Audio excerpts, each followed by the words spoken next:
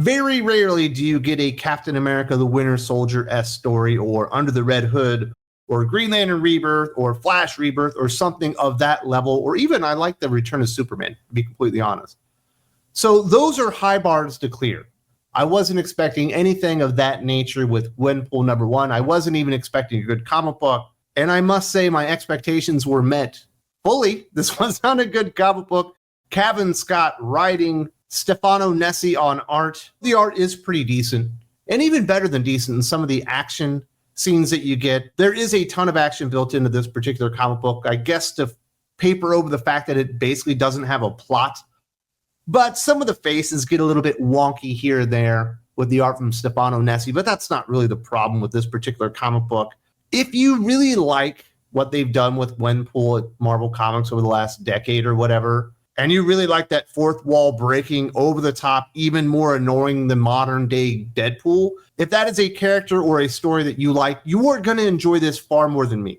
Me personally, I kind of like Deadpool when he has really good over the top, completely out of line type of jokes, but when he's going fast and furious with all the pop culture references, I absolutely hate that version of Deadpool. And that's what we get here. Not really so much from the return of Gwen Stacy, but from Gwendolyn Poole. That particular iteration of Gwenpool is featured far more prominently than this new resurrected version of Gwen Stacy. I was not thrilled when they announced this, and now that we've gotten it, I just don't think the juice is worth the squeeze. And I certainly could be hyperbolic and say, this is the worst thing ever. You know, it's a slap to all Spider-Man fans' faces or something like that. But who are we fucking kidding here? In 6 months, nobody's going to remember this comic book exists. They're not even going to remember that the original Gwen Stacy was resurrected as a new iteration of Gwenpool, to be completely honest, because the book just sucks. No one's going to care. After the first issue, no one's even going to buy the damn thing. And it will very quickly evaporate from the history of comic books, to be completely honest. So I don't want to be too hyperbolic, but this book absolutely blows. We don't get much backstory, and if you're hoping to understand why Gwen Stacy has been resurrected or how she's been resurrected, and certainly how Marvel Comics and Nick Lowe are justifying such a stupid decision, you will not get that at all. You do get a very brief introduction to the character. There's 3 people armed coming after this unknown agent. They try to take her down. She wipes them out with ease because this is, in fact, Gwenpool. This is a trial or test run of some type. And then they refer to her as X-31. That is the most information that Marvel Comics give you in Gwenpool #1 regarding who this character is, where they came from, or what their history is, besides her ultimately being Gwen Stacy, which is revealed at the end. But we already knew that because they had already spoiled that type of information. She's lethal. She's a badass. She's probably the greatest hand-to-hand fighter in Marvel Comics history. We haven't learned all that, but I'm just supposing that's what's going to happen. And that is our very brief introduction to X-31, also known as Gwenpool. She doesn't like being called that because she's Gwen Stacy. They're finally going to unleash her on the world, but she needs to take down 3 Deathlocks that have escaped and are causing mayhem apparently out in the city.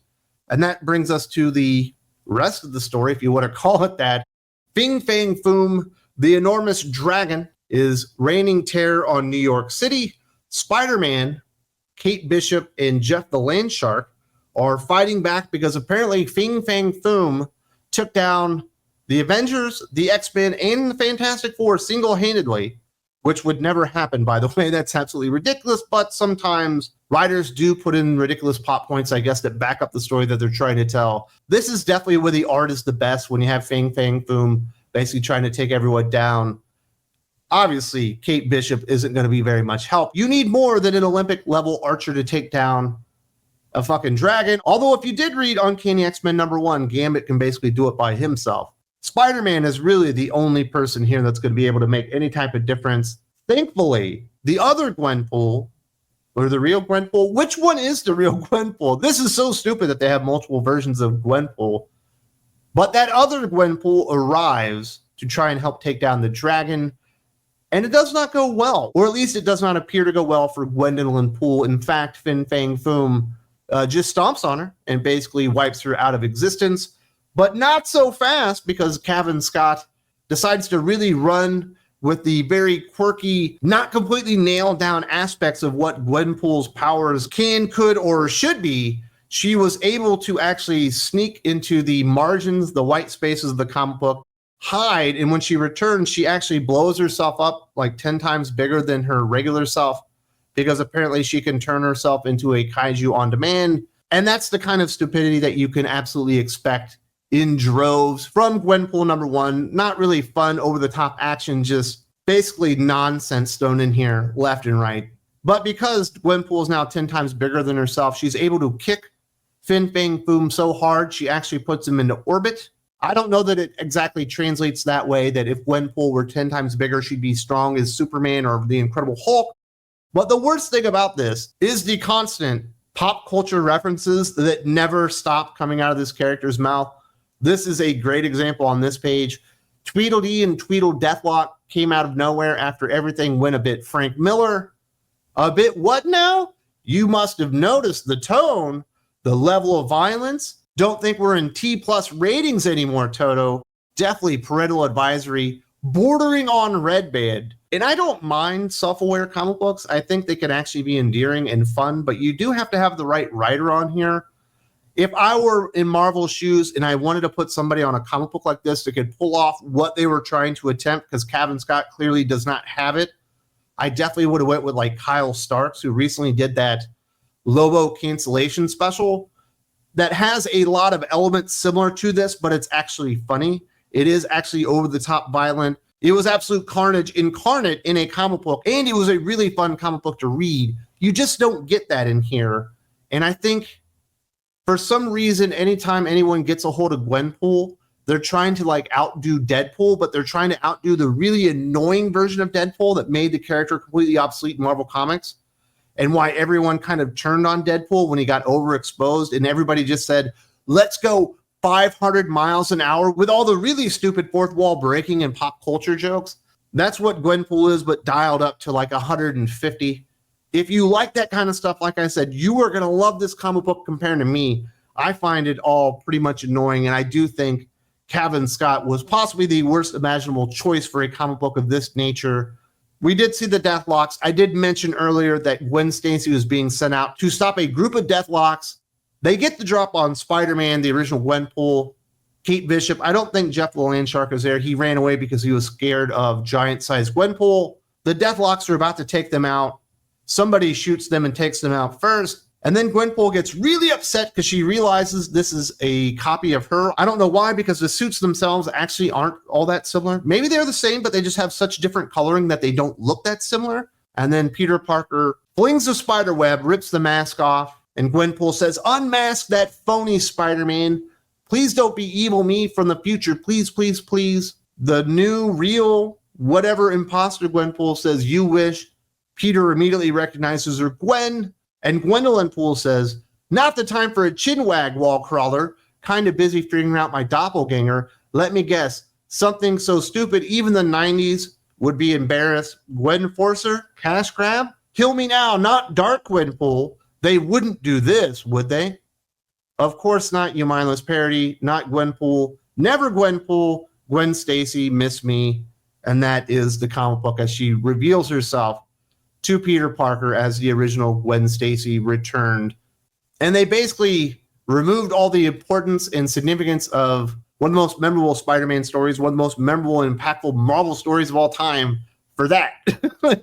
You can't make it up. We don't know why she was resurrected. We don't know why she's such a great hand-to-hand fighter. We don't know why she still looks like she's 20, why she didn't decompose or any of that stuff. But who cares? Somebody's behind this. And they decided to undo one of the most tragic moments in Peter Parker's life. I do find it ironic that they're mentioning cash grabs in the 90s, where the 90s never even would have done anything quite this stupid.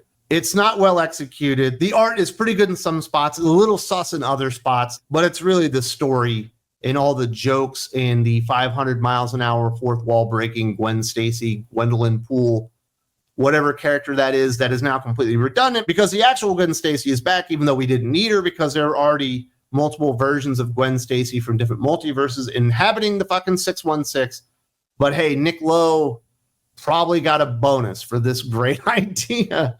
I really dislike this comic book, but I anticipated I wouldn't like it, and I liked it less. So I will give this one a 1.5 out of 5, a 3 out of 10.